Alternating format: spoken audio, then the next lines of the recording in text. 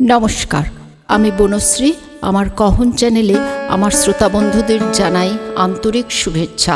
সকলের সুস্থতা কামনা করি। আজ শোনাব আশাপূর্ণা দেবীর প্রথম প্রতিশ্রুতির ষষ্ঠ পর্ব। হয়তো একটি গ্রামে একটিমাত্র ভাগ্যবানের বাড়িতেই কন্যারূপিণী জগন্মাতার পদার্পণ ঘটবে, কিন্তু গ্রামের প্রতিটি ঘরের অন্তর্বিনায় বাজছে আগমনের সুর। এবারে আশ্বিনের প্রথম দিকেই পুজো, তাই ভাদ্র পড়তে পড়তেই সাজ রব। সংসারের নিত্য রান্না খাওয়া বাদে অন্য সব কিছুতেই যে করা চাই মাসখানেকের মতো আয়োজন। পূজার মাসে তো আর কেউ মুড়ি ভাজবে না, চিড়ে কুটবে না, মুরগি মাখবে না, পক্কান্ন রাঁধবে না, মেটে ঘরের দেওয়াল নিকোবে না, এমনকি সলতে পাকানো, সুপুরি কাটা, নারকেল কাঠি চাছা সবই সেরে রাখতে হবে দেবীপক্ষ পড়ার আগে। কোজাগুড়ির পর আবার এসব কাজে হাত, আবার কাঁথায় ফোর তোলা, আর তার সঙ্গে সদ্য বিগত উৎসবের স্মৃতির মন্থন। ভাদ্র মাসে শুধু যে আগমনের প্রস্তুতি তাও তো নয়, বর্ষার পর যে অনেক কাজ এসে জোটে গৃহস্থর মেয়েদের। স্যাঁতস্যাঁতে বিছানা, কাঁথা, তোরঙ্গে তোলা কাপড় চাদর, ভাঁড়ারের সম্বৎসরের মজুদ, বড়ি, আচার, মশলাপাতি, ডাল, কড়াই সব কিছুকে টেনে টেনে ভাদুরে রোদ খাওয়ানো তো কম কাজ নয়। ভুবনেশ্বরীর মা নেই, ভাজেরাই সংসারের গিন্নি। কদিন থেকে দুপুর ভোর এই কর্মকাণ্ড নিয়ে হিমশিম খাচ্ছে তারা। আজ পড়েছে নাড়ু নিয়ে। হাঁড়ি ভর্তি নাড়ু, নারকেলের নাড়ু করে মাচায় তুলে রাখতে পারলে মাসখানেকের মতো জলপানের দায়ে নিশ্চিন্দি। আর পুজোর মাসে ছেলেপুলের পাতে দুটো ভালো মন্দ দিতেও হয়। ভুবনেশ্বরীর বড় ভাজ নেভাননি জোর হাতে নারকেল কুটছিল, আর ছোট ভাজ সুকুমারী জাঁতা ঘুরিয়ে মুখ ভাজছিল। হঠাৎ উঠোনের দরজায় শিক নড়ে উঠল। এই দেখো কাজের গুরু কামাই। নেভাননে নিচু গলায় বলে, কে আবার এখন বেড়াতে এলো কাজ পণ্ড করতে? নে ছোট বউ, ওঠ, দুয়ার খোল। সুকুমারীর অবশ্য মনোভাবটা ঠিক বড় জয়ের সমর্থক নয়। একঘেয়ে কাজ করতে করতে বাইরের হাওয়া একটু ভালোই লাগে তার। নেভাননে যদি একটু গল্পগাছা করতে জানে, মুখ বুজে খালি কাজ আর কাজ। দরজা খুলেই সুকুমারী উল্লাসধ্বনি করে ওঠে, ও মা, কি আশ্চর্য! পূবের সূর্য কি পশ্চিমে উঠেছে আজ? না, যার মুখ কখনো দেখিনি তার মুখ দেখে ঘুম থেকে উঠেছি। এহেন সংলাপে নিভাননেরও বেজার মুখ কৌতূহলে সরস হয়। সে মুখ বাড়িয়ে বলে, কে এলো গো? কার সঙ্গে এত রসের কথা? এই যে ডুমুরের ফুল ঠাকুরজি, বলে সুকুমারী তাড়াতাড়ি ননদের পা ধোয়ার জল আনতে ছোটে। ভুবনেশ্বরী মুখের ঘোমটা নামিয়ে দাওয়ায় বসে পড়ে ধুলো পা ঝুলিয়ে। ভাদ্রের কড়া রোদে তার ফর্সা মুখটা লাল টকটকে হয়ে উঠেছে। ঘোমটা দেওয়ার দরুন চুলের গোড়ায় আর গলার ভাঁজে ঘাম গড়াচ্ছে। এমন করে ভর রোদে হেঁটে আসা ভুবনেশ্বরীর পক্ষে সত্যি অভাবনীয় ঘটনা। একে তো আশাই তার কম, তাছাড়া যদি আশার বাসনা প্রকাশ করে পালকি করে পাঠিয়ে দেন রামকালী। যদিও এর জন্যে বাড়ির আর 5 জন ঠেস টিটকিরি দিতে ছাড়ে না। পাড়ার সমবয়সী বউরা বলে বাদশার বেগম, তবু রামকালের নির্দেশ মেনে চলতেই হয়। কিন্তু আজ ব্যাপারটা কি? পা ধোয়ার জল আর গামছা এগিয়ে দিয়ে একখানা ঝালর বসানো হাত পাখা নিয়ে ননদকে বাতাস করতে থাকে সুকুমারী। একে তো গুরুজন, তাই আবার বড় ঘরের ঘরণী। কার সঙ্গে এলে? নিভাননী প্রশ্ন করে। ভুবনেশ্বরী কিন্তু সে কথার উত্তরের আগেই বলে ওঠে, পাখার ঝালর বসিয়েছে কে গো? কে আবার? ছোট গিন্নি। নিভাননে আগ্রহে মুখ বাঁকিয়ে বলে, রাত দিন যিনি সংসারের সভ্য তাতে বাহার কাটছেন। সুকুমারীর মুখটা চুন হয়ে যায়। ভুবনেশ্বরী তাড়াতাড়ি বলে, তা বাহার কাটা তো ভালোই, কেমন খাসা দেখাচ্ছে। হোক গে। নেভাননে আরেকবার মুখ বাঁকায়। এখন অবধি তো গাই দোয়াতে শিখল না, কুলো পাছড়াতে পারল না। ঢেকিশালে গিয়ে যা রঙ্গ, যদি দেখো তো বুঝবে। না পারে পাড় দিতে, না পারে হাতে পাতে নড়ে দিতে। পাড়াপড়শিকে তোয়াজ করে ডেকে এনে কাজ উদ্ধার করতে হয়। আসল কাজ চুলোয় দিয়ে ভাঁড়ারের হাঁড়ি কলসির গায়ে চিত্তির কেটে, শিকের দড়িতে কড়ির থোপনা গেথে, আর পাখার ঘাড়ে শালুর ঝালর ঝুলিয়ে গেরস্থর সজ্ঞের সিঁড়ি হবে। ভুবনেশ্বরী দেখে হিতে বিপরীত। এই সূত্র ধরে নেভাননী আরও কোথায় গিয়ে পৌঁছবে কে জানে। তাহলে তো আসল কাজই মাটি। ছোট ভাজকেই আজ আর দরকার। তবু ভুবনেশ্বরী আবার একটা ভুলচালই করে বসে এই জন্যেই যে নিচুতলাদের নিন্দাবাদ করে উপরওয়ালাদের প্রসন্ন রাখার যে চিরন্তন কৌশল, সে কৌশলটা তার ভালো আয়ত্তে নেই বলেই। নিজের বাড়িতে তো সেই ভয়ে সে কথাই কয় না সহজে। দেখে ঘোমটা আর নীরবতা অনেক বিপদের রক্ষক। কিন্তু এটা নাকি ভুবনেশ্বরীর বাপের বাড়ি, তাই সাহসে ভর করে বলে বসে, কেন বাপু, এই তো বেশ ডাল ভাঙছে, মুড়ি ভাজতেও পারে, অত বড় একখানা শহরের মেয়ে আর কত পারবে? তা বটে। নিভাননে একটি উত্তপ্ত নিঃশ্বাস ফেলে বলে, শহর কখনো চোখে দেখিনি, তার মর্মও জানি নে। ঘর সংসারই বুঝি, আর বুঝি মেয়ে মানুষের সেখানে হেরে গেলে লজ্জায় মাথা কাটা যায়। বসো একটু, গুড়ের পানা করে আনি, রোদে এসেছো। রোদের সময় ঘরে কিছু থাক না থাক আখের গুড় জলে গুলে তাতে পাতিলেবুর রস মিশিয়ে খাওয়ার রেওয়াজ এদিকে আছে। নিভাননের মগজে সেই সহজটাই আসে, কিন্তু সুকুমারের ওই গুড়ের পানা জিনিসটায় বিষম বিতৃষ্ণা। তাই সে বড় জায়ের উপরে কথা কওয়ার রূপ অসমসাহসিক কাজটাও করে বসে ননদের প্রতি সমূহে। সসংকোচে বলে ফেলে, কেন দিদি, মিছরি নারকেল গাছের ডাব তো পাড়ানো রয়েছে ঘরে। রয়েছে, সেটা নিভাননের মনে ছিল না, কিন্তু মনে পড়িয়ে দেওয়ার অপদস্থের একশেষ হয়ে যায় সে। কে জানে ননদ মনে করলো কি না, ইচ্ছে করেই ডাবের কথাটা বিস্তৃত হয়েছে সে। এই ছোট বউটা দেখতে ভালো মানুষ হলে কি হবে, টিপে ডান, কিন্তু এক্ষেত্রে নিভাননীকে মনের রাগ মনে চেপে হাসতেই হয়, হেসে বলতেই হয়, ওই দেখো, ভাগ্যিস মনে করলি ছোট বউ, আমার অমনিতর ভুলো মনই হয়েছে আজকাল, বুঝলে ঠাকুরজি। ঠাকুর জামাইয়ের কাছ থেকে এবার একটা স্মৃতিশক্তির ওষুধ খেতে হবে। যা তবে ছোট বউ, দুটো ডাব কিনে আনগে। আহা, কেন ব্যস্ত হচ্ছ বড় বউ, ভুবনেশ্বরী অকারণে গলা নামিয়ে বলে, আমি এসেছি বিশেষ একটা দরকারে পড়ে, এক্ষুনি চলে যেতে হবে। ওমা, শোনো কথা, এক্ষুনি চলে যেতে হবে কি গো? কি এমন বিশেষ দরকার পড়ল?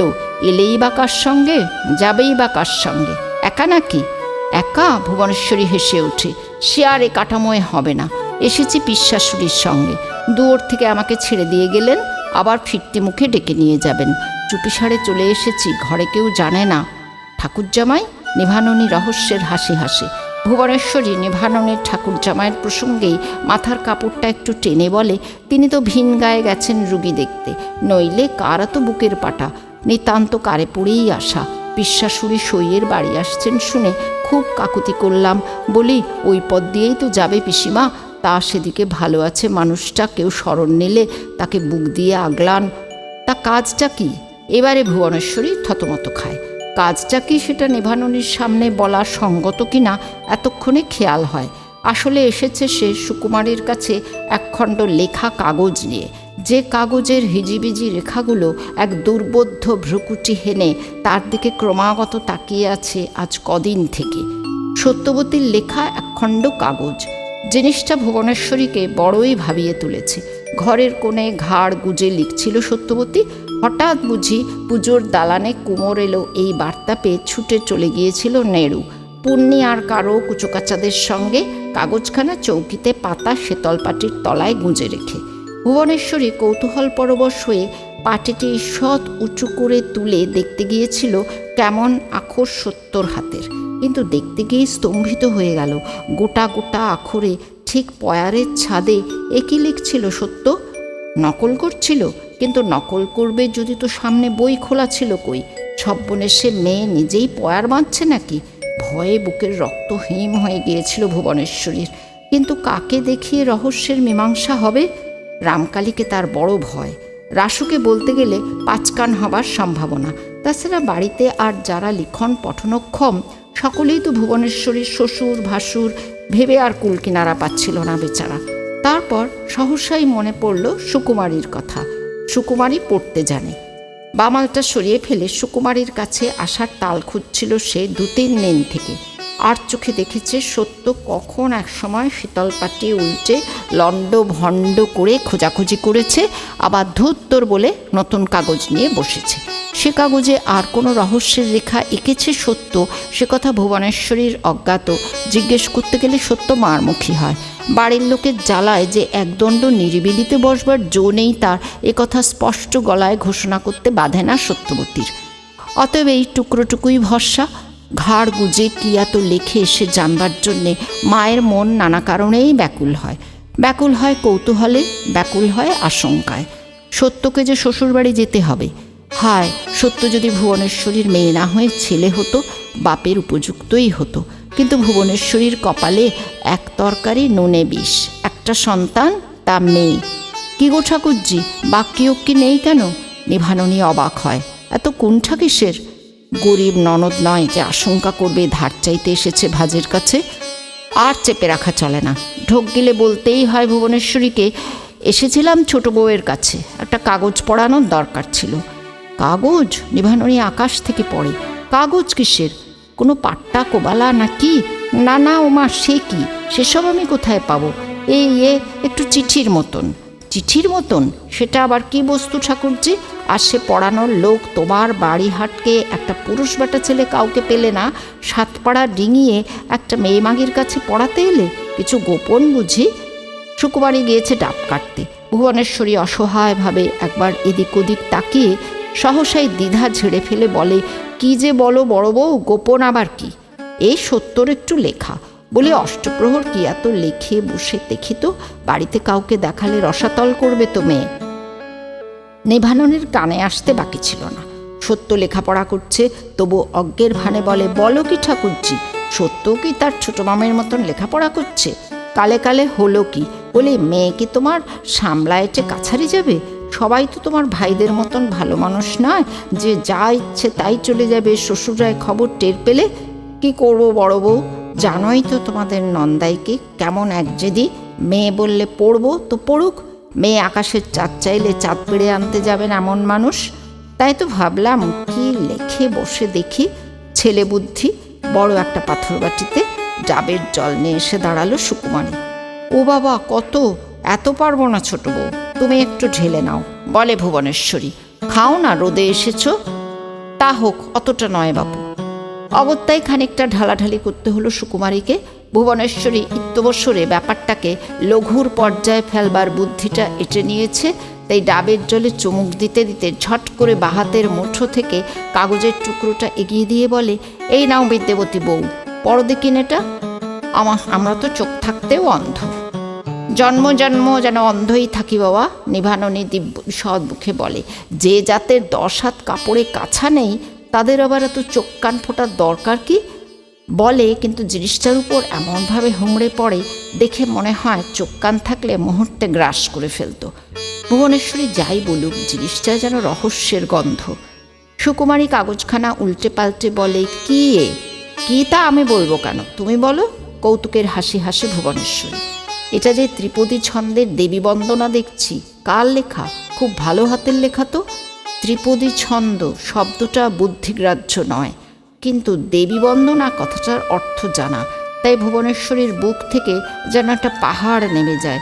তবে জিনিসটা দোষণীয় নয়। পড়ো তো শুনি। সুকুমারী একটু শঙ্কিত দৃষ্টিতে বড় জায়ের দিকে তাকায়। নিভাননের সামনে পড়া, তিনি এটাকে কোন আলোয় নেবেন? গুরুজনের প্রতি অবমাননা? কিন্তু নিভাননী অভয় দেয়। নাও পড়োই শুনি, হাবা কালা কানা অন্ধদের একটু জ্ঞান দাও। অতএব সুকুমারী একটু কেশে একটু ইতস্তত করে পড়ে, এসো মা জননী দুর্গে ত্রিনয়নী, এসো এসো শিব জায়া, সন্তানের ঘরে এসো দয়া করে, মহেশ্বরী মহামায়া।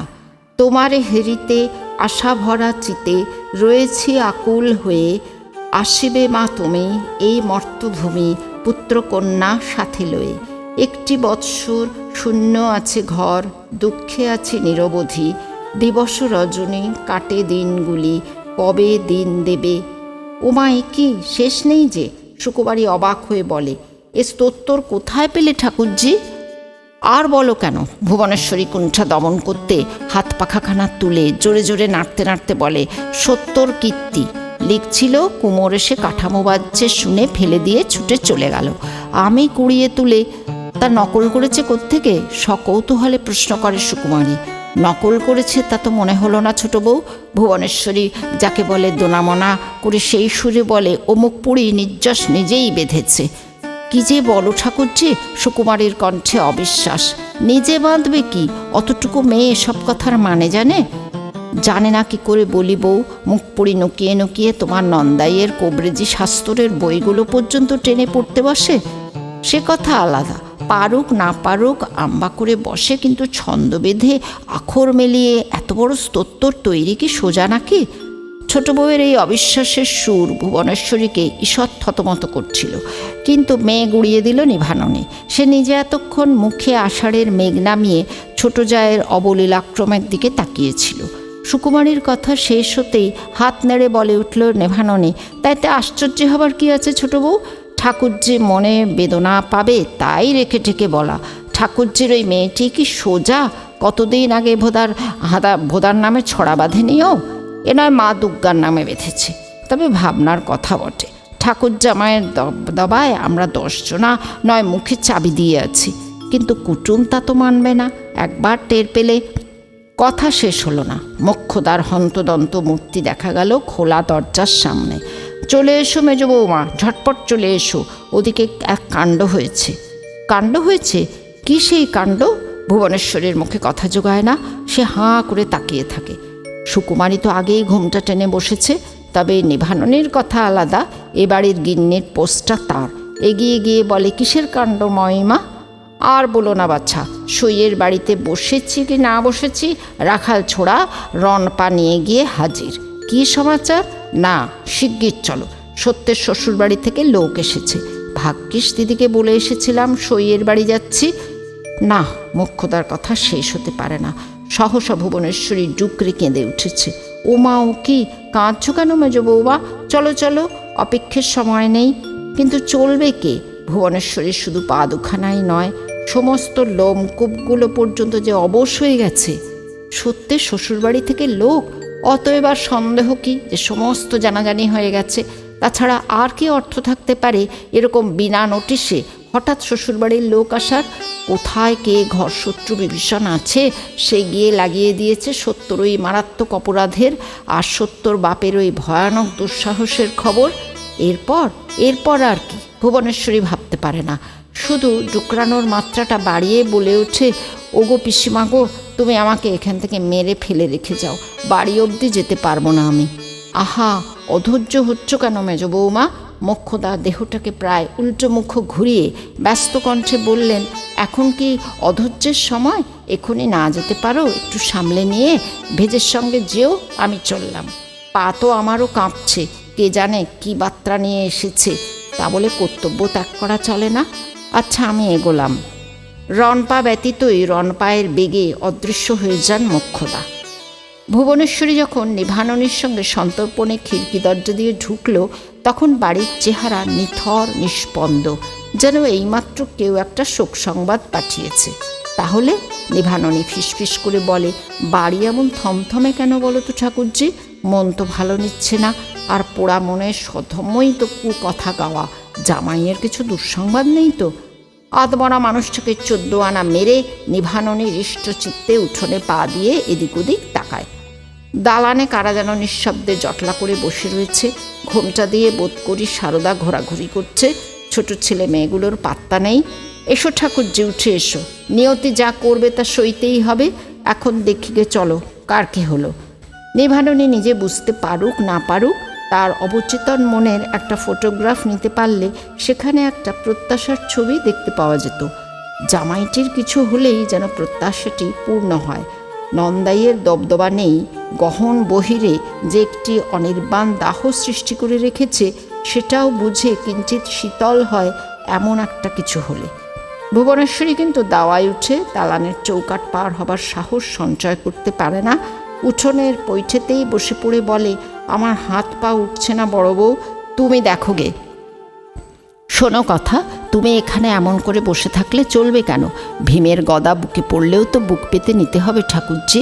কণ্ঠস্বর সহানুভূতিতে কোমল হয়ে আসে নিভাননীর। চলো, আমি তোমায় আগলে দাঁড়াই গে। ভয় যতই তীব্র হোক, ভয়ের আকর্ষণটাও যে ততোধিক তীব্র। কাজে কাজেই উঠে পড়ে ভুবনেশ্বরী। আস্তে আস্তে দাওয়ায় উঠে দালানের কোণার দিকের একটা জানলায় উকি মারে। নিভাননী অবশ্য দরজায় পৌঁছেছে, কিন্তু ব্যাপারটা কি হলো? ভালো মন্দের মতো তো কিছু দেখাচ্ছে না। অন্তত সত্যের শ্বশুরবাড়ি থেকে আগতা হৃষ্ট পুষ্টাঙ্গী রমণীটির হিসেবে তো মনে হচ্ছে পুরোপুরি ভালোই। হয় কোনো দাসী, নচেত নাপিত মেয়ে, এছাড়া আর কেই বা আসবে? যেই হোক, আপাতত তার আদরটা প্রায় মহারানীর মতো। জল খাওয়াতে বসানো হয়েছে তাকে, চারিদিকে ঘিরে বসে আছেন দিনতারিণী, কাশেশ্বরী, মোক্ষদা, শিবজয়া, ছোট জেঠি, তাছাড়া আশ্রিতা প্রতিপালিতার ঝাঁক। সকলের মুখের চেহারাতেই একটি ভক্তি বিনম্র সমীহভাব, আর মধ্যমণিটির মুখচ্ছবিতে অহংবোধের দৃপ্ত মহিমা। তার সামনে কানা উঁচু বড়সড় পাথরের খোড়া, তার মধ্যস্থলে মন্দিরাকৃত শুকনো চিড়ের স্তূপ, পাশে একটি উঁচু কালো পাথর ভর্তি দই এবং সন্নিকটে একখানি আঙট কলার পাতে স্থাপিত ছড়াখানেক চাটিম কলা, গন্ডাচারেক দেদো মন্ডা, একরাশ ফেনি বাতাসা এবং ক্ষীরের ছাঁচ, চন্দ্রপুলি, নারকেল নাড়ু, বেসন নাড়ু ইত্যাদির বেশ একটি বড় গোছের সম্ভার। অর্থাৎ ঘরে সংসারের যত প্রকারের মিষ্ট বস্তু ছিল সব কিছু দিয়ে তুষ্ট করার চেষ্টা চলছে কুটুমবাড়ির নাপতিনীকে। হ্যাঁ, নাপতিনী, মালুম হয় দিনতারিণীর কথাতেই। নিতান্ত কাকুতি ভরা কণ্ঠে বলছেন তিনি, আর দুটোখানি চিড়ে দিই না নাপিত বেয়ান। আর বেয়ানি বা কেন, হিসেবে তো মেয়ে সুবাদ হচ্ছ, মেয়ে বলি। আর দুটো চিড়ে একেবারে মেখে জব্দ করে নাও মেয়ে, দইয়ে ভিজলে ও কটা আর কতটুকু। সেই কোণ ভরে বেরিয়েছ, রোদে একেবারে মুখ চোখ সিটিয়ে গেছে। ভুবনেশ্বরী বোধ করি বিহবলতার বশেই জানলা ছাড়তে ভুলে গিয়েছিল, নিষ্পলক নেত্রে ঠায় তাকিয়েছিল সেই দেবমূর্তি আর তার নৈবেদ্যের দিকে। হঠাৎ একসময় পিছনে একটি মৃদুকণ্ঠের আভাসে চমকে ফিরে তাকালো। পিছনে সারদা। এখানে দাঁড়িয়ে কেন মেজ খুড়িমা? দাঁড়িয়ে কেন, এমনি। ঘরে ঢুকতে পা উঠছে না। ও কেন এসেছে বড় বৌমা? কেন আর? সারদা অস্ফুট ম্রিয়মাণ গলায় বলে, এসেছে মস্ত উদ্দেশ্য নিয়ে। বউ নিয়ে যাবার বার্তা পাঠিয়েছেন তারা, আশ্বিন পড়তেই নিয়ে যাবেন বলছে। আশ্বিন পড়তেই? বলো কি বড় বৌমা, এই কদিন বাদ? তাই তো বলছে, একেবারে নাকি পুরুত দিয়ে দিন দেখিয়ে পাঠিয়েছেন তারা। কিছুক্ষণ স্তব্ধ থেকে ভুবনেশ্বরীর বুক ছিঁড়ে একটা প্রশ্ন ওঠে, সত্য টের পেয়েছে? তার পায়নি, কি করছে তা তো জানি মা খুড়ি না। ভয় ভয় ঘরে গিয়ে সে দিয়েছে বোধহয়। আমি যে বাড়ি ছিলাম না এটা কেউ টের পেয়েছে? এবার সারদা একটু সত্য গোপন করে, বলতে পারছি না মেজ খুড়িমা, বোধ হয় পাননি কেউ, গোলমালে ব্যস্ত আছেন সবাই। সত্য কথা বলা চলে না, কারণ অনুপস্থিত ব্যক্তি সম্পর্কে যে ধরনের আলোচনা হয় সেটা যথাযথ প্রকাশ করলে লাগিয়ে দেওয়া ভাঙিয়ে দেওয়ার পর্যায়ে পড়ে। ব্যস্ত থাকলেই বাচন। ভুবনেশ্বরীর আরেকটা দীর্ঘশ্বাস বাক্য উচ্চারণ করে, কিন্তু এখন হঠাৎ একই বিপদ বড় বৌমা। বড় বৌমা কিছু বলার আগেই নাপিত মেয়ের মাজা ঘষা চাছা গলাটি ধ্বনিত হয়। বাপ বাড়ি নেই বলে মদ দিতে ছুতো করছো কেন মামিমা? আমি তো আর আজই যাচ্ছি নে, আমাকে এ মাসের কটা দিন এখানে থেকে একেবারে আশ্বিনের ৩রা তারিখে নিয়ে যেতে বলেছে। জগতের সমস্ত বিস্ময়কে কি একটিমাত্র প্রশ্নের মধ্যে প্রকাশ করা যায়? সেই একটি প্রশ্নের মধ্যেই ধিক্কার দেওয়া আর জগতের সর্বাপেক্ষা অসহনীয় ধৃষ্টতাকে আর কারো পক্ষে দেওয়া সম্ভব কিনা জানি না, কিন্তু দেখা গেল অন্তত একজনের পক্ষে তা সম্ভব হয়েছে। বারুইপুরের বাড়ুজ্যে-গিন্নির একটিমাত্র ছোট্ট প্রশ্নে ধ্বনিত হল বিশ্বের সমস্ত বিস্ময় আর সমস্ত ধিক্কার বাণী। পাঠালো না, না। পথশ্রান্ত নাপিত বউ শুধু এই একটি শব্দ উচ্চারণ করে পা ছড়িয়ে বসল। প্রথম বড় ঢেউয়ের পরবর্তী আরেকটি ছোট ঢেউ। তুই হার মেনে ফিরে এলি? এবার বিস্ময় আর ধিক্কারের পালা নাপিত বউয়ের। শোনো কথা, তাদের মেয়ে তারা পাঠালে না, আমি কি তাদের ঘর থেকে মেয়ে কেড়ে নিয়ে আসবো? এবার বাড়ুজ্যে-গিন্নি নিজেই পা ছড়িয়ে বসলেন। দুই ভ্রু এক জায়গায় এনে জড়ো করার চেষ্টা করতে করতে বললেন, ছুতোটা কি দেখালো? শোনো কথা, ছুতো আবার কিসে? সোজাসুজি মুখের উপরে ঝাড়া জবাব, এখন পাঠাবো না। নাপিত বউ আঁচল খুলে পানের কৌটো বার করে। এক্ষুনি মুখে পান ভরিস না নাপিত বউ, 14 বার উঠবি পিক ফেলতে। আমার কথাগুলোর আগে উত্তর দে। বলি, ছুতো যুক্তি কিছু না, শুধু পাঠাবো না। এখন পাঠাবো না, তা কখন পাঠাবেন? আমার ছেড়াত্তর সময়? আমি যে ভেবে থই পাচ্ছি না রে নাপিত বউ, মেয়ের বাপের এত বড় বুকের পাটা, পৃথিবীতে এখনো চন্দ্র সূর্যি উঠছে না থেমে গেছে, এ কথা ভেবে বুক কাঁপলো না যে তোর মেয়েকে যদি ত্যাগ দিই? নাপিত বউ নিষেধ অগ্রাহ্য করে মুখে পান্দকটা পুরে বলে, বুক কাঁপবে? একটা কেন, 100টা মেয়েকে ঘরে ঠাঁই দেবার, ভাত কাপড় দিয়ে পোষবার ক্ষমতা তাদের আছে। লক্ষ্মীমন্তর ঘর বটে। খুব বুঝি গিলিয়েছে, বাণিজ্যগিন্নি দুরন্ত ক্রোধকে পরিহাসের ছদ্মবেশ পরিয়ে আসরে নামান। তাই বেয়াই বাড়ির লক্ষ্মীর ঘটায় চোখ ঝলসেছে। বাস বলি, ঘরে ভাত থাকলেই মেয়ের শ্বশুরবাড়ির আশ্রয় ঘোচাতে হবে? এত বড় আসপদ্দার পর আর ওদের মেয়ে আনবো আমি? খাওয়ার কথা তুলে খোঁটা দিও না বামুনদি। তোমাদের আশীর্বাদে নাপিত বউয়ের অমন খাওয়া ঢের জোটে। তবে হ্যাঁ, নজর আছে বটে। শুধু পয়সা থাকলেই হয় না, নজর থাকা চাই। কথাটা অর্থবহ এবং সে অর্থ বাণিজ্যগিন্নির অন্তরে ছুঁচের মতো গিয়ে বেঁধে। তবু তিনি নিজেকে সংযত করে বলেন, তার নজরের পরিচয় কি দেখালো? 20 ভরির চন্দরহার গড়িয়ে দিয়েছে তোকে, নাকি 25 ভরির গোট? উপহাস্যের কিছু নেই। যা অন্যায্য তা বললে চলবে কেন? এক জোড়া ফরাসডাঙার থান, একখানা কেটে ধুতি আর নগদ 5 টাকা কে দেয়গা কুটুমবাড়ির লোককে? দেবে না কেন? যারা মেয়ে ঘরে আটকে রেখে দিতে চায় তারা ঘুষ দিয়ে মুখ বন্ধ করে কুটুমের লোকের। নইলে তুই তাদের যাচ্ছে তাই শুনিয়ে দিয়ে না এসে সুক্ষেত করছিস বসে বসে। তোর উপর আমার ভরসা ছিল। এ তল্লাটে তোর মতন মুক্ত কারুর দেখি না, আর তুই ডোবালি, বাঘিনী হয়ে মেরাবনে এলি। কি যে তকরার করো বামুন বৌদি? মেয়ের বাপ নিজে তফাতে দাঁড়িয়ে গিন্নিকে বলে দিল, মা, কুটুমবাড়ির মেয়েকে বলে দাও বিয়ের সময় কথা হয়েছিল মেয়ের কুমারীকাল পূর্ণ না হলে শ্বশুরবাড়ি পাঠানো হবে না। সে কথা তারা হয়তো বিস্মরণ হয়ে গেছেন, আমি তো হইনি। সময় হলে যাবে বই কি। বাণিজ্যগিন্নি বিবাহকালের শর্ত উল্লেখে ধেই ধেই করে ওঠেন। কি বললি নাপিত বউ? বিয়ের কালের সত্য সবুদের কথা তুলেছে? কথা অমন কত হয়, বলে লাখ কথা না হলে বিয়ে হয় না বলেই তাদের চরণে খত লিখে দিয়েছিল কেউ? আমার ঘরের বউ আমার যদি আনতে ইচ্ছে হয়, আচ্ছা, আমিও দেখছি কত তাদের আসপদ্দা, কত তাদের তেজ। মেয়েকে শুধু ভাত কাপড় দিলেই যদি সব মিটে যেত, তাহলে আর কেউ তাকে বিয়ে দিয়ে পরগোত্তর করে দিত না। বুঝলি নাপিত বউ? আসছে মাসে এই বেটার আবার বিয়ে দেবো আমি, এই তোকে বলে রাখলাম। নাপিত বউ নিমকহারাম নয়, অনেক খেয়ে অনেক পেয়ে এসেছে, তাই বেজার মুখে বলে, সে তোমাদের কথা তোমরা বুঝবে। বেয়াই তো পত্তর লিখে দিয়েছে বামন দাদার নামে, নাও রাখো। তুই যে তাজ্জব করলে নাপিত বউ, এই কদিনে তোকে তুক করলো না গুণ করলো লো? তাই ঘর শত্রুর বিভীষণ হলি, কেবল ওদের কোলে ঝোল টেনে কথা বলছিস। কই পত্তর কোথা? এই যে। নাপিত বউ নিজের গামছাটার পুটলিটির গিট খোলে। বাণিজ্যগিন্নির অবশ্য তৎপরতার অভাব নেই। তিনিও সঙ্গে সঙ্গে পুটলির মধ্যে সেন দৃষ্টি নিক্ষেপ করে বললেন, কই বড় মানুষ কুটুম কি দিয়েছে দেখি। একটি ছেঁড়া ন্যাকড়ার পুটলি খুলে একখানি দোমড়ানো মোচড়ানো চিঠি বার করে মাটিতে নামিয়ে দিয়ে নাপিত বউ প্রাপ্ত সম্পদ দেখায়। এই কেটে এই কাপড়ের জোড়া, এই গামছা, আর ও বাবা, আবার নতুন ঘটি কাঁশি দিয়েছে যে দেখছি। বাণিজ্যগিন্নি বলেন, সাধে কি আর বলছি ঘুষ দিয়েছে? তা নাকুর বদলে নরুন নিয়ে ফিরলি তুই? কাঁশিখানা তো দেখছি ভারী পাথরকুচি। তা ভারী আছে, আর কথাবার্তাও ভালো। বাড়ি শুদ্ধ গিন্নিরা যেন আমাকে হাতে রাখে কি মাথায় রাখে। সে তুমি যাই বলো বামুন বৌদি, কুটুম তোমার খুব ভালো হয়েছে। অমন কুটুমের সঙ্গে অশ্বরস করলে তুমিই ঠকবে। তবে গিয়ে বউ তোমার, মিছে বলবো না, একটু বাচাল। বাচাল? সহসা যেন পাথরে পরিণত হলেন বাণিজ্যগিন্নি। বাচাল? আর সে কথা এতক্ষণে বলছিস তুই? হবেই তো, বাচাল হবে না? বাপের চাল চলন তো বুঝতেই পারছি। পয়সার গরমে ধরাকে সরা দেখেন, মেয়েকে আশকারা দিয়ে ধিঙ্গি অবতার করে তুলেছেন আর কি। আমিও এলোকেশি বামনি, বাচাল বউকে কেমন করে ঢিট করতে হয় তা আমার জানা আছে। তার জানা থাকবে না? ঠোঁটকাটা নাপিত বউ বলে বসে, আরও একটা মানুষের মেয়েকে ঘরে পুরে কি হালে রেখেছ তা তো আর কারু অজানা নেই।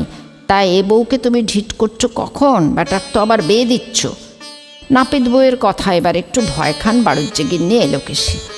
ও যা মুখ ফোড়, পাড়ায় পাড়ায় সমস্ত রটিয়ে বেড়াবে, হাটে হাড়ি ভাঙবে। বাণিজ্যেরা বউ আনতে পাঠিয়েছিল, বড় মানুষ বেহাই মেয়ে পাঠায়নি, এ খবর রাষ্ট্র হলে কি আর মাথা হেঁট হবার কিছু বাকি থাকবে? নাপিত বউকে চটানোটা ঠিক হয়নি। চটায় না ওকে কেউ, চটাতে সাহসী করে না। সকলের হাঁড়ির খবর রাখে, সকল ঘরে যাতায়াত করে, আর সময়ে অসময়ে নাপিত বউয়ের স্মরণ না নিলে কারুর চলে না। যেমন তেজি তেমনি বিশ্বাসী, আর তেমনি জোর মস্ত ডাকাবুকো। একটা মদ্য জোয়ানের ধাক্কা ধরে নাপিত বউ। বউ মেয়ে শ্বশুরবাড়ি বাপের বাড়ি করতে নাপিত বউয়ে গ্রামের ভরসাস্থল। চৈতন্য হয় সেটা এবার। তাই আরেকবার দেতো হাসি হাসেন বাণিজ্যগিন্নি। তবে আর কি, যা দেশ রাজ্যে রাষ্ট্র করে আয়, আমি আবার বিয়ে দিচ্ছি বেটার, মরণ আর কি, গা জ্বলে যায়। কিন্তু তুই বল, রাগে মাথায় রক্ত চড়ে ওঠে কি না? যাক, বিশদ বৃত্তান্ত বল দেখি। তুই কি বললি, তারা কি বলল, মেয়েই বা? সাতকাণ্ড রামায়ণ গাইবার সময় এখন আমার নেই বামুন বৌদি। দুদিন দুরাত পায়ের উপর সব্বাঙ্গ যেন ভেঙে আসছে। ঘরে যাই এখন। ঘরে আর যাবি কেন? বাড়ুজ্যগিন্নি নিষ্প্রভভাবে বলেন। এখানেই না হয় দুটো। না বাবা, ওতে আর দরকার নেই। কথায় বলে, ভাইয়ের ভাত ভেজের হাত। ঘরে দুদণ্ড গিয়ে জিরোই, তারপর বোঝা যাবে। আরও নরম হতে হয়, আরও তোয়াজ করতে হয়। শক্তের ভক্ত পৃথিবী। হেলা, তা মাথায় বিষবাণ বেঁধে রেখে দিলেই উদ্ধার কর। মেয়ে কি বলল তাই বল। তুই কুটুবের বাড়ি থেকে গিয়েছিস, তোর সামনে কি বাচালতা করলো? করলো কি আর গাছে চললো তা নয়, তবে ঠাকুমাদের সঙ্গে খুব হাত মুখ নেড়ে বক্তৃমে করছিল দেখছিলাম। গিন্নিরা বলছিল কুটুম চটানো ঠিক নয়, তোমার বেআইয়ের দুর্বুদ্ধির নিন্দে করছিল। তা দেখি ঘরের মধ্যে ঝাঁজ দেখাচ্ছে। বাবার কথার উপর কথা, বাবার চাইতে তোমাদের বুদ্ধি বেশি। বেশ সময় যদি কথা হয়ে গেছিল, 12 বছর বয়স না হলে তারা বউ নিয়ে যাবে না তো নিতে পাঠায় কোন আইনে, এই সব। কিন্তু বাড়ুজ্যগিন্নির তখন আর বাক্যস্ফূর্তির ক্ষমতা নেই। পুত্রবধূর বাগবিন্যাস প্রণালীর সংবাদে সে ক্ষমতা লোপ পেয়েছে তার। কিছুক্ষণ গালে হাত দিয়ে স্তব্ধ হয়ে থেকে স্বনিঃশ্বাসে বলেন, হেলা বউ, তুই তো আমাকে খুব উপহাস্যি করলি বেটার, আবার বিয়ে দেবো বলেছি বলে। তা তুই নিজ মুখে স্বীকার কর, এ বউ নিয়ে ঘর করা যাবে? বাবার জন্মে তো এমন কথা শুনিনি নাপিত বউ, যে শ্বশুর ঘরে যাওয়ার কথা নিয়ে ঘর বসতের বউ কথা কয়, চিপটেন কাটে।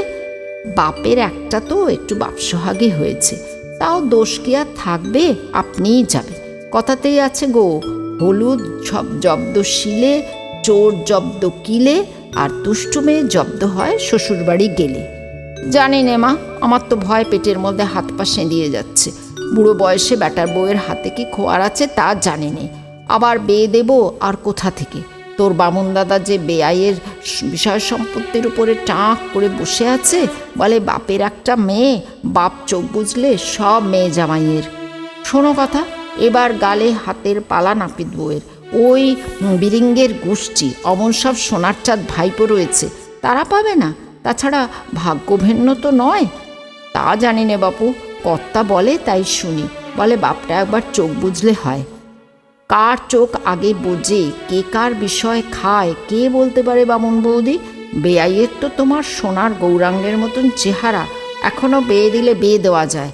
যাকগে বাবা, তোমাদের কথা তোমরা বোঝো। যাই, উঠি, বামুন দাদাকে পত্তরখানা দিও। নাপিত বউ উঠতে যায়, আর সেই মুহূর্তেই বামুন দাদার আগমন বার্তা ঘোষণা করে। খড়মের খটখট। এ কি, নাপিত বউ ফিরে এলে যে? প্রশ্নের সঙ্গে সঙ্গে বাইরের উঠোন থেকে ভিতর উঠোনে পা ফেলেন বাড়ুজ্যে। ফিরে না এসে অকারণ আর কতদিন কুটুবের অন্ন ধ্বংসাবো? অবশ্যই তারা অনেক বলছিল আরও 10 দিন থেকে। তা তুই গিয়েছিলি কি করতে? বউ কই? পাঠালো না। বজ্রনির্ঘোষ ধ্বনিত হয় গৃহিণীর কণ্ঠ হতে। পাঠালো না?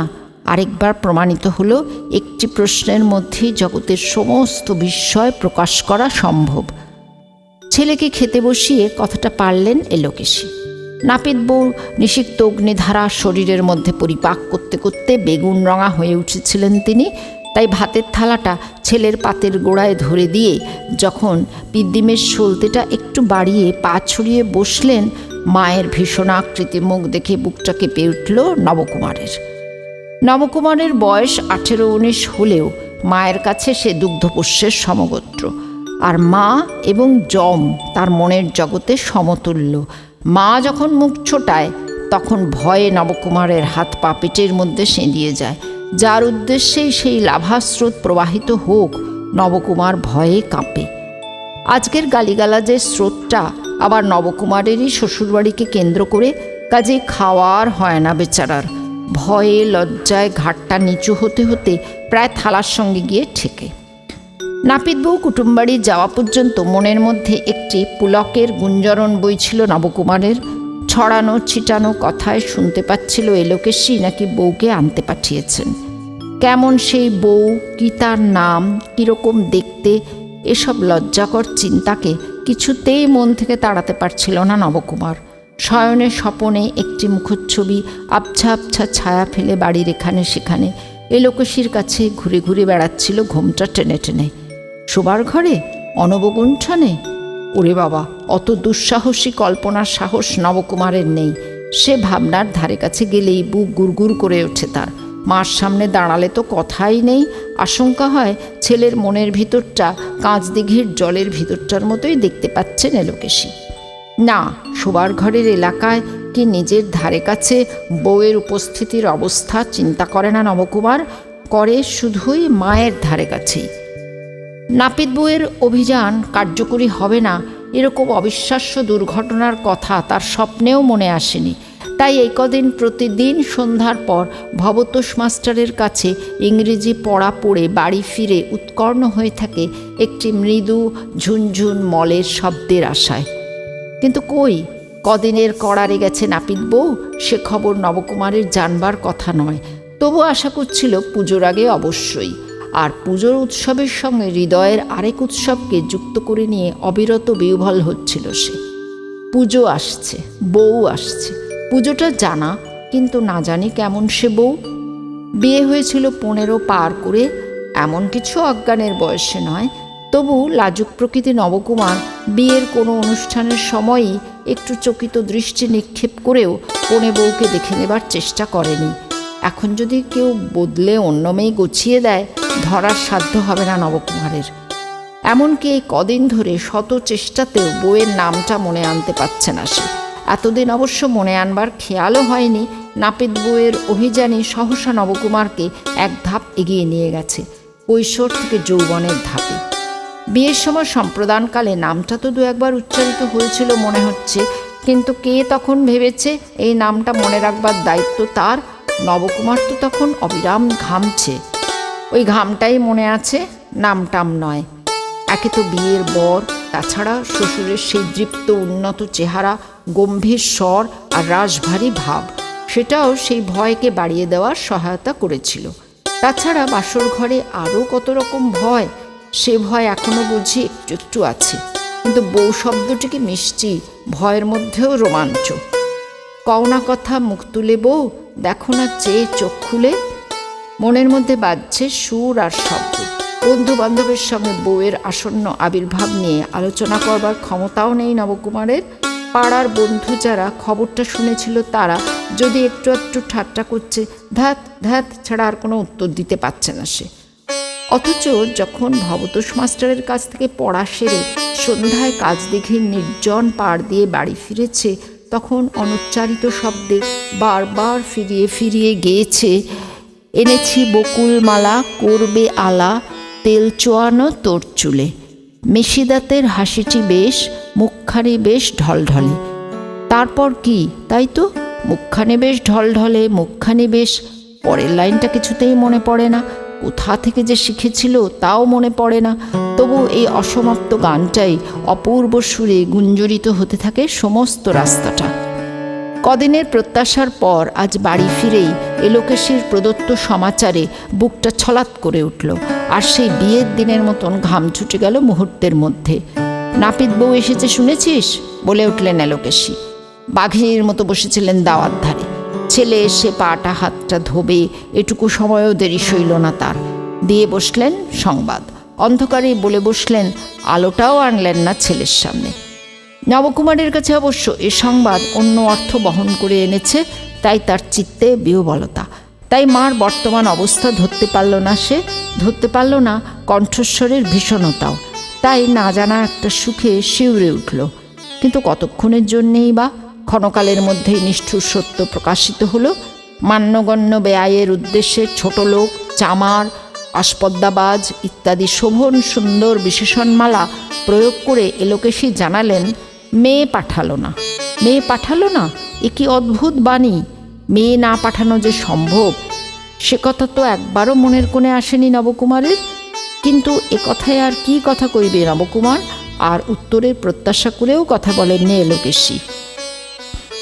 আরও খানিকক্ষণ ধরে বেআইয়ের পয়সার গরম তুলে নাপিত বউকে ঘুষ দিয়ে হাত করার বার্তা জানিয়ে অবশেষে হঠাৎ আবিষ্কার করলেন এলোকেশী, ছেলেটা সেই অবধি উঠোনেই দাঁড়িয়ে আছে কাঠ হয়ে। মাতৃস্নেহ জেগে উঠল। আর দাঁড়িয়ে থেকে কি করবি, হাত মুখ ধো বলে এলোকেশী উচ্চগ্রামে চিৎকার করলেন। ভাত নেমেছে শুধু? রান্নাঘর থেকে সাড়া এলো, নেমেছে মামিমা। আয় মুখ ধুয়ে ভাত দি বলে রান্নাঘরের দিকে চলে গেলেন এলোকেশী। আর নবকুমার আস্তে আস্তে গায়ের কোটটা খুলে দেয়ালে লাগানো একটা গজালে টাঙিয়ে রেখে চলে গেল খিড়কির পুকুরের দিকে। হঠাৎ মনটা কেমন শিথিল আর ফাঁকা ফাঁকা লাগছে।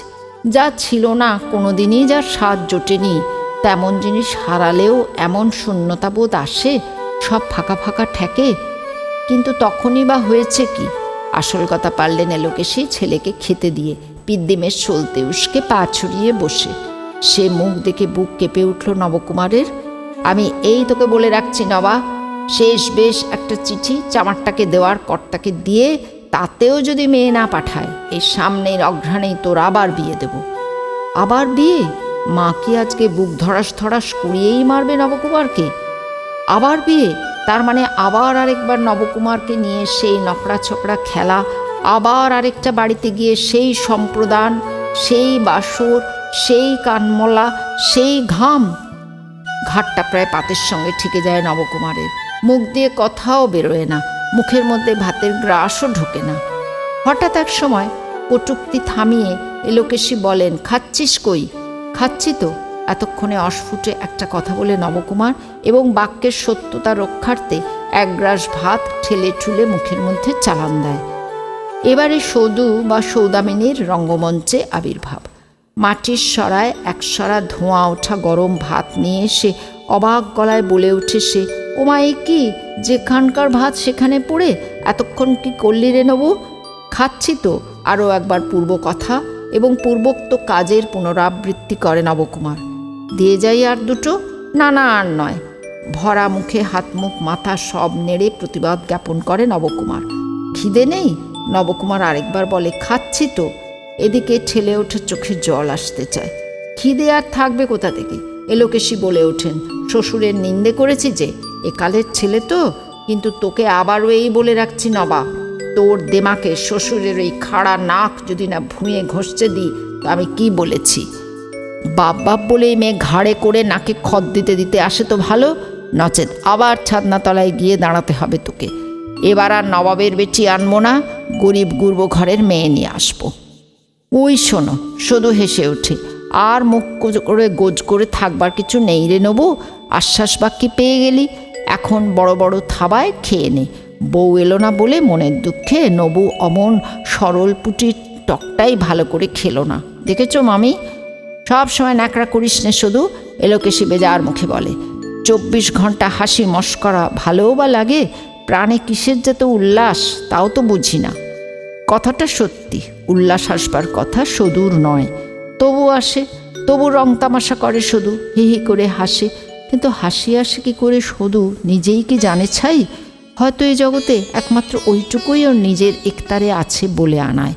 দুর্ভাগ্যকে বুড়ো আঙুল দেখিয়ে হি হি করে হেসে বেড়ায় সে, বুকের পাথরখানা ঠেলে ফেলে দিতে। অবিরত ওই পাথরখানা বুকে বইতে হলে কি আর ঘুরে ফিরে আর অসুরের মতো খেটে বেড়াতে পারত? গা শুদ্ধ সবাই তো ধিক্কার দেয় সদুর ভাগ্যকে। সবাই তো জানে সদুকে বরে নেয় না, অকারণ শুধু খেয়ালের বশে সদুকে সদুর বর ত্যাগ করেছে। স্বভাব চরিত্র খারাপ তো অনেকেরই থাকে, পরিবারকে ত্যাগ আর কজন করে? সদুর মা নেই, বাপ নেই, আজন্ম মামার বাড়ি মানুষ। মামা 2-3 বার চেষ্টা করে করে শ্বশুরবাড়ি রেখে এসেছিল তাকে, কিন্তু কিছুতেই নিজের আসন দখল করতে পেরে উঠল না হতভাগ্য মেয়েটা।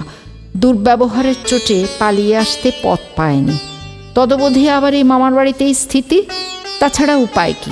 মামার বাড়িতে আছে, দুবেলা হেসেল ঠেলছে, জুতো চণ্ডী সব নাড়ছে আর মামের মুখ নাড়া খাচ্ছে। তবু সে হাসে। বলিহারি বলিহারি যাই বাবা, মামি বলে, পাড়াশুদ্ধ সবাই বলে। শুনে শুনে নবকুমারেরও এখন ধারণা হয়ে গেছে হাসিটা সদুদির পক্ষে গর্হিত, তাই সে হাসি ঠাট্টায় কোনোদিনই তেমন করে যোগ দিতে পারে না। আর আজকের কথা তো স্বতন্ত্রই, আজকের হাসি ঠাট্টার বিষয়বস্তু তো নবকুমার নিজেই। দুধটা আনবি না দাঁড়িয়ে রঙ্গ করবি? ধমকে ওঠেন এলোকেশী। ছেলের কোলের গোড়ায় ভাতের থালাটি বসিয়ে দেওয়া ছাড়া আর বেশি নড়াচড়া করেন না এলোকেশী। দ্বিতীয়বার যা কিছু লাগে শুধু শুধু হাঁক। মস্ত সুবিধে, শুধু বিধবা পুষ্যি নয়, বিধবা হলে তো আর এক মহা ঝঞ্ঝাট, রাত্রিরে এসেলের ভার দেওয়া যায় না। এক্ষেত্রে আর কোনো দ্বিধা দায় নেই। বড় বড় সরল পুটির টক শুধু তো নিজেও একটু খাবে, অতএব কুটুক বাছুক রাঁধুক। কর্তা নীলাম্বর বাড়ুজ্যের বয়স যাই হোক, রাতে ভাত খাওয়া ছেড়েছেন তিনি অনেক দিন। ঘরের গরুর খাঁটি দুধ দেশের খানিককে মেরে আছসের করে সর পাড়িয়ে রাখা হয়, তাতেই বাড়িতে ভাজা টাটকা খই পেলে গোটা আসছে মনোহরা মেখে আহার সারেন নীলাম্বর। সে সারা তার সন্ধ্যাহ্নিক সেরে ওঠার সঙ্গে সঙ্গেই হয়, নবু মাস্টারের কাছে পড়ে ফেরার আগেই। আবার তিনি যখন বেরিয়ে ফেরেন, নবুর তখন অর্ধেক রাত্রির, কাজেই এবেলায় বাপে ছেলেতে দেখাই হয় না। ছেলের যেই এক বেয়ারা খেয়াল হয়েছে ইংরেজি শিখবে, ওই ম্লেচ্ছের ভাষা শিখে কি চতুর্বর্গ লাভ হবে কে জানে। তবু খুব একটা বাধাও দেননি নবকুমারের স্নেহশীল পিতা, বলেছেন ইচ্ছে হয়েছে পড়ুক। আসল নষ্টের গোড়া তো এই ভবতোষ বিশ্বাসটা। কলকাতা থেকে ইংরেজি শিখে এসে গাঁয়ে এখন স্কুল খোলা হয়েছে বাবুর, সকাল বিকেল দুবেলা স্কুল বসায়। গাঁয়ের ছোঁড়াগুলোকে খেপানোর গুরু, কানে মন্তর দিচ্ছে ইংরেজি না শিখলে নাকি উন্নতি নেই, শিখে কলকাতায় গিয়ে হাজির হতে পারলে সাহেবের অফিসে মোটা মাইনের চাকরি অবধারিত। ছুটছে সবাই ওর স্কুলে। চালাকের রাজা ভবতোষ ফার্স্ট বুক, সেকেন্ড বুক, কত সব শক্ত বই কিনে এনেছে কলকাতা থেকে, তাই থেকে পড়িয়ে পড়িয়ে বিদ্যে দিগ্গজ করছে সবাইকে। বামুনের ঘরের ছেলেগুলো যাচ্ছে সুদ্দূরের কাছে বিদ্যে নিতে, কলিকাল পূর্ণ আর কতই বা বাকি। তবু ছেলেকে বাধা দেননি নীলাম্বর, কলির তালেই চলেছেন। শুধু ওই ম্লেচ্ছ ভাষা শিখে আসা জামা কাপড়গুলো ঘরে তোলে না, পরে কিছু ছোঁয় না, ছেড়ে হাত পা ধুয়ে গঙ্গা জল স্পর্শ করে, এই পর্যন্ত। নবকুমারকে খাইয়ে মামি ভাগ্নি দুজনে রান্নাঘরে বসে পড়ে খেতে। ওরা তো আর ভাত বেড়ে পিঁড়ি পেতে খাবে না, কাশি গামলা হাতে তাতে খেয়ে নেবে মাটিতে থেবড়ে বসে। তাই এ সময় গল্পটা চলে ভালো।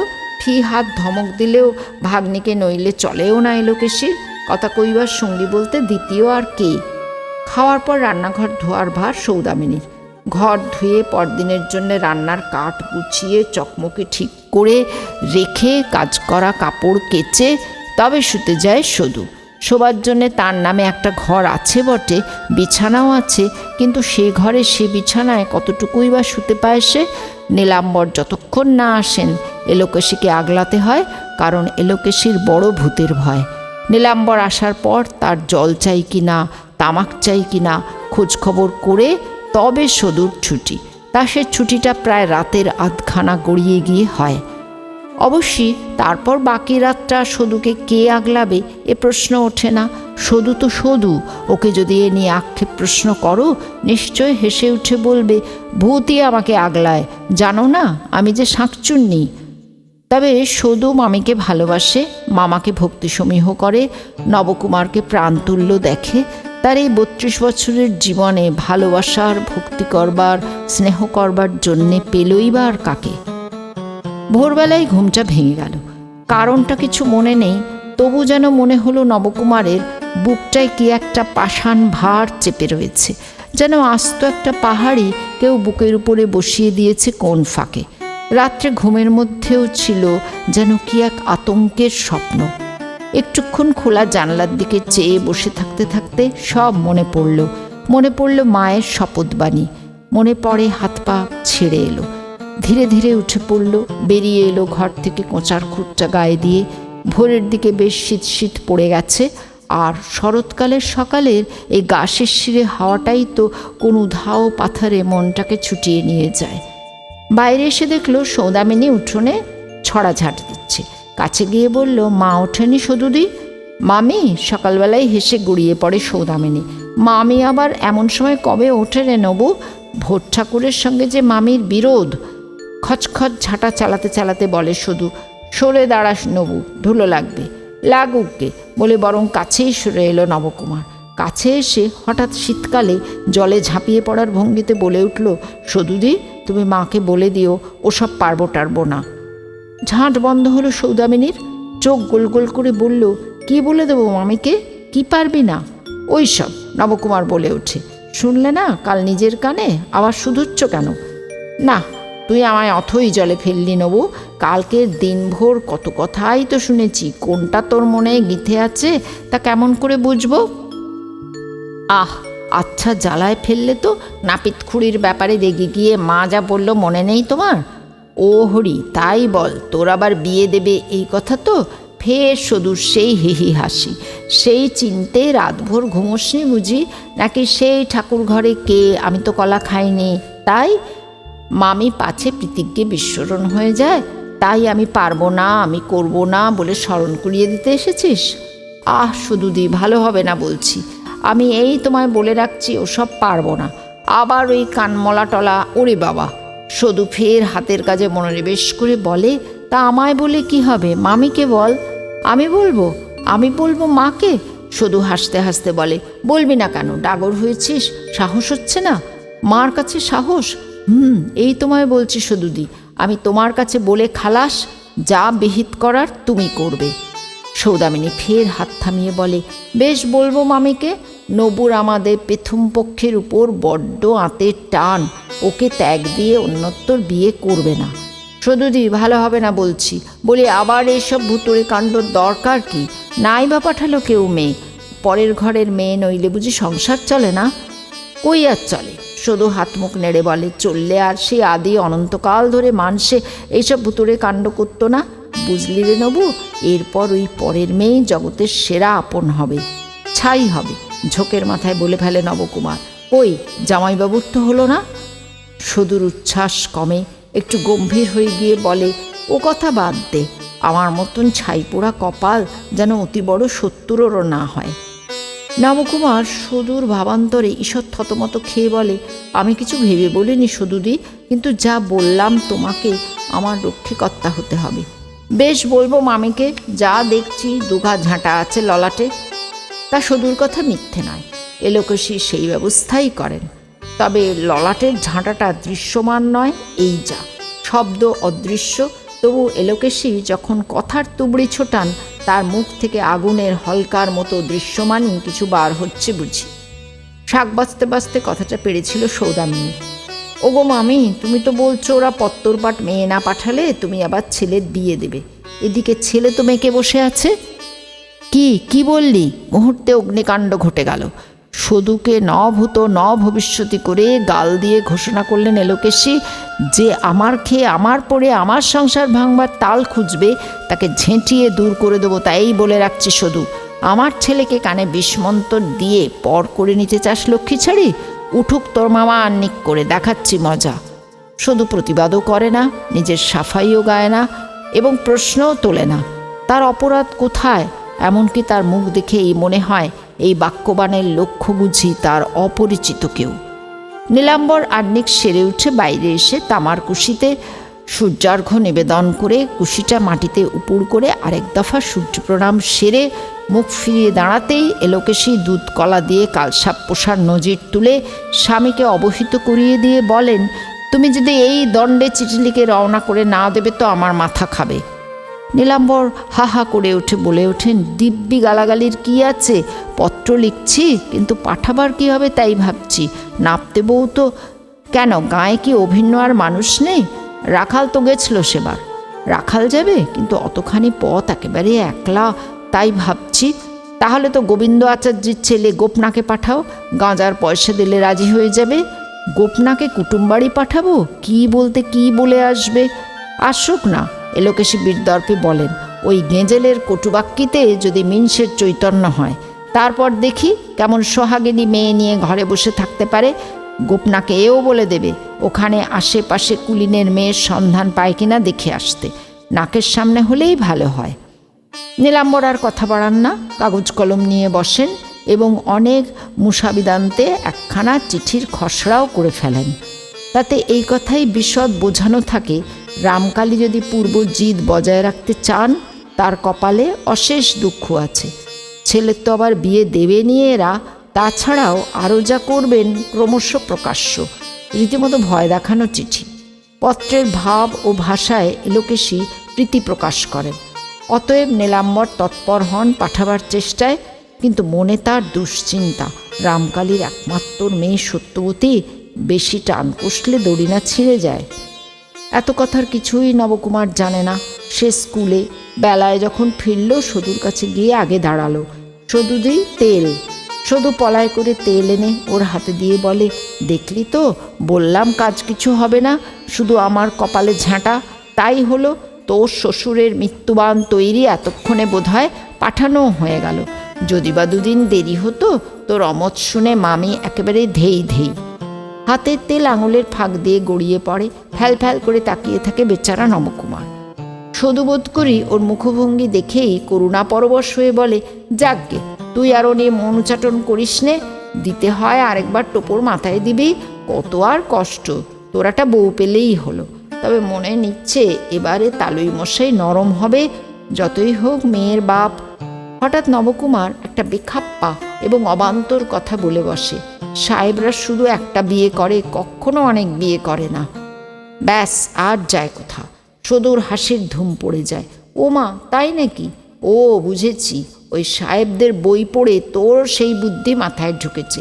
তা হ্যাঁ রে নবু, সাহেবরা যদি একটা বই বিয়ে করে না, তো বাকি মেমগুলোর কি দশা হয়? বিধাতা পুরুষ যখন পৃথিবীর সৃষ্টি করেছিল, তখন একটা করে বেটা ছেলে আর 1.5 করে মেয়ে মানুষ করেছিল, এ তো জানিস। তাহলেই বল, বাকিগুলোর গতি কে করবে যদি একটা বই বিয়ে না করে? যত সব আজগুবি। যদিও নবকুমার মার আড়ালে বেশ সশব্দেই কথা বলে, পৃথিবীর শুদ্ধ বেটা ছেলে বুঝি 1.5 করে মুখের কথা মুখেই থাকে। রঙ্গস্থলে এলোকেশি দেখা দেন, বলি, নবা, চান করতে যেতে হবে নাকি হবে না? যখন এই দুটোই এক হবে, অমনি হাসি মস্করা। হেলা সদি, তোকেও বলি, ওকে তো সমবয়সী তা তো নয়, রাত দিন কেবল কানে কুমন্তর দেওয়া।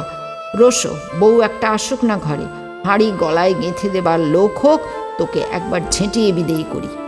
মাতৃসন্নিধানে নবকুমারের সর্বদাই চোরের ভূমিকা, তাই সদুদের এই অপমানে তার প্রাণটা ছটফটিয়ে উঠলেও মুখ দিয়ে রা ফোটে না। কিন্তু আশ্চর্যের কথা এই, সদুর মুখের রেখায় কোনো ভাব বৈলক্ষণ্য ফোটে না। সে যথাপূর্ব হাস্যবদনে নবুকে চোখ টিপে ইশারা করে, যার এই অর্থ হয়, যা নাইতে যা, মামি খেপেছে। হাতের তেল তেলো থেকে সবটাই গড়িয়ে গেছে। তেলালো হাতটাই শুধু মাথায় ঘষতে ঘষতে সোজা কাঁচদিঘিতে চলে যায় নবু। আজ যেন খিড়কি পুকুরে যেতে মন ওঠে না। যেতে যেতে হঠাৎ সেই একদিনের দেখা শ্বশুরের উপরে ভারী রাগ এসে যায় নবকুমারের। এত ঝামেলার কিছুই তো হতো না যদি সে মেয়ে নাকি পাঠাতেন তিনি। বুকটায় যেন পাষাণ ভারী নয়, যেন কাঁটাও বিঁধছে। দূর ছাই। সপরিবার তুষ্ট গয়লা মাঠে এসে বুক চাপড়াচ্ছে আর পরিত্রাহী চেঁচাচ্ছে। তুষ্টুর পরিবার জলে পড়ে কি আগুনে পড়ে এইভাবে লুটোপুটি খাচ্ছে এখান থেকে ওখানে। একরাশ লোক চারিদিকে ভিড় করে হাহুতাশ করছে, আর কে কবে কোথায় ঠিক এই রকম অথবা এই ধরনের ব্যাপার দেখেছে তারই আলোচনায় বাতাস মুখর করে তুলেছে। আশ্বিনের রোদে সর্দিগর্মি হওয়ার কথা নয়, কিন্তু সময়টা যে বড্ড কড়া। একেবারে ভর দুপুরবেলা, আর ভিজে পান্তাকটা পেটে ঢেলেই মাঠে জঙ্গলে ঘোরা মায়েরা তো এটি উঠতে পারে না ছেলেগুলোকে। ছেলেটা তুষ্টু গয়লার নাতি রঘু, সমবয়সের দাবিতে নেড়ু কোম্পানির দলের একজন। আশ্বিনে আখের ক্ষেত রসে ভরো ভরো, ছেলেগুলোর তাই দ্বীপ্রাহরিক খেলা আখচুরি। উপকরণের মধ্যে এক টুকরো ধারালো লোহার পাত, তারপর ক্ষেত থেকে কেটে আনার পর তো দাঁতই আছে। দাঁত দিয়ে খোলা ছাড়িয়ে মাথা প্রমাণ লম্বা লাঠিগুলো চিবিয়ে চিবিয়ে রস গ্রহণ করেছে সকলেই। হঠাৎ রঘুর যে কী হলো, বুড়ো বটগাছটার তলায় যেখানে বসেছিল সবাই, সেখানেই ধুলো জঞ্জালের উপরে শুয়ে পড়ল রঘু নেশাচ্ছন্নের মতো। ছেলেরা প্রথমটা খেয়াল করেনি। আগামীকাল আবার কখন অভিযান চালানো যায় সেই আলোচনাতেই তৎপর হয়ে উঠেছিল। চোখ পড়ল উঠে পড়বার সময়। কিরে রঘু, তুই যে দিব্যি ঘুমাচ্ছিস, বললে একজন হিহি হাসির সঙ্গে ঠেলা মেরে। কিন্তু পরক্ষণেই হাসি মুখটা কেমন শুকিয়ে উঠল তার। রঘুর দেহটা যেন শক্ত কাঠ মতো, রঘুর ঠোঁটের কোণে ফেনা। এই রঘুটার কি হয়েছে দেখতো? কি আবার হলো? বেপরোয়া ছেলেগুলো রঘুর গায়ে হাত দিয়ে প্রথমটা হাসির ফোয়ারা ছোটালো। দেখছিস চালাকি, কিরকম মটকা মেরে পড়ে আছে। এই রঘু, গায়ে কাঠপিঁপড়ে ছেড়ে দেবো, ওট বলছি। শুধু গায়ে কাঠপিঁপড়েই নয়, কানে জল, পায়ে চিমচি ইত্যাদি করে ঘুম ভাঙাবার সমস্ত প্রক্রিয়া শেষ করার পর বেদম ভয় ঢুকলো ওদের। নিশ্চিত হলো এ ঘুম আর ভাঙবে না রঘুর, এ একেবারে মরণ ঘুম। নইলে অমন হলদে রংটা ওর এমন বেগুনে হয়ে উঠবে কেন? চল পালাই, বলল একজন। পালাবো? নেড়ু রুখে দাঁড়ায়। পালাবো না তো কি নিজেরাও রঘুর সঙ্গে জমের দক্ষিণ দূরে যাব নাকি? কর্তারা কেউ দেখলে আস্ত রাখবে আমাদের? যা বলেছিস, তুষ্টু ঠাকুরদা ওর ওই দুধের মাখ নিয়ে মাথা ফাটিয়ে দেবে। বাহ, আমাদের কি দোষ? আমরা কি মেরে ফেলেছি? তা কে মানবে? বলবে তোদের সঙ্গে খেলছিল, তোরাই কিছু করেছিস। চল চল, কে কমনে দেখে ফেলবে। নেড়ু ক্রুদ্ধ কণ্ঠে বলে ওঠে, খুব ভালো কথা বলেছিস। বলি, রঘু আমাদের বন্ধু না? ওকে শ্যালকুকুরে খাবে আর আমরা পালিয়ে প্রাণ বাঁচাবো? রঘু বন্ধু একথা সকলের মনেই কাজ করছিল, কিন্তু ভয় কাজ করছিল তার চাইতে অনেক বেশি। কাজেই আরেকজন বাস্তববাদী, একজন ঈশ্বরবাদী বালক উদাস মুখে বলে, ভগবান ওর কপালে যা লিখেছে তাই হবে, আমাদের কি সাধ্যি যে খণ্ডাই? আর রঘুর মা যখন বলবে, তোমাদের সঙ্গে খেলতে গেছিল রঘু, সে তো আর বাড়ি ফিরল না, কোথায় সে গেল বাবা? তখন কি বলবি? বলবো, আজ রঘু আমাদের সঙ্গে খেলতে যায়নি।